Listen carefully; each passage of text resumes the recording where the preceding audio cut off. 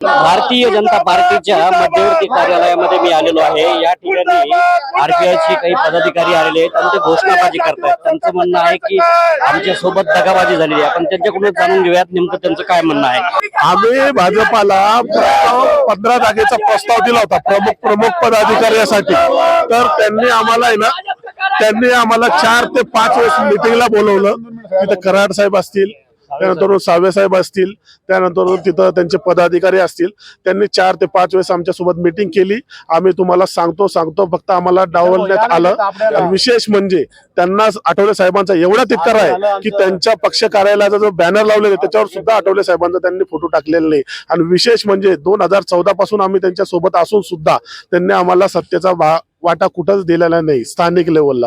राहिली दुसरी गोष्ट सर्वात महत्वाची, माझा आरोप एक डायरेक्ट त्यांना आहे की एससी मतदान त्यांना आहे ना लोकसभेच्या वेळेला विधानसभेच्या वेळेला लागतं, पण जेव्हा एससी ला कुठतरी सत्तेचा वाटा द्यायचा विषय असतो तेव्हा त्यांना आहे ना तो देऊशी वाटत नाही। त्यांच्या मनात खूप जातीवाद भरलेला आहे, आम्हाला लक्षात आलं।